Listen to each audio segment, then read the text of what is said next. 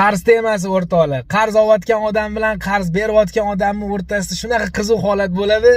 Hozir o'zingizlar ham maza qilasizlar. Agar bo'lgan bo'lsa komment yozib qoldiringlar.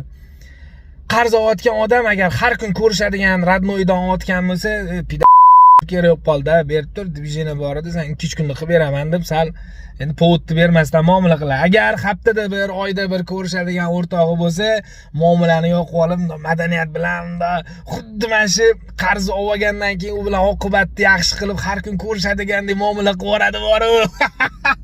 Maza qilib yuboraman mana shunga bor. Yana o'zi qarz so'rayapti. Unga ishlari yaxshi bo'layotganini bildirib qo'yish kerak. O'rta ishlar yaxshi ketyapti, zo'r. Yo faqat pul kerak bo'lib qoldi. Ani bir ikkita bolalardan ulardan so'rab o'tirmaydi-dim. Ular noto'g'ri tushunmasin, o'zingdan so'ray qoldim, og'ayni o'zing baribir tushunasan-u deb voy vash topib keladi bor u. O'zi ishlari yaxshi bo'layotgandek o'zini his qilib, undan unga tushuntirib beradi vaziyat. Xo'p, bu ham ketdi-da, уже ответ kutadi. Qarz berayotgan o'rtog'idan ответ kutadi. Telegramda tepada yozmoqda degan yozuv chiqadi. Bir chiqadi, bir yo'q qoladi. Bir chiqadi, bir yo'q qoladi. Bilinglar, işte u shu bahona qidiryapti.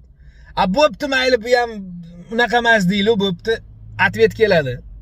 10 sekund o'rtoqlar. O'rtoq yaxshimisan, tinchmisan? Bo'ldi, og'ayni, nega xijolat bo'lma, davay, kartani tashlab yubor. Mana shunga 10 sekund vaqt ketadi.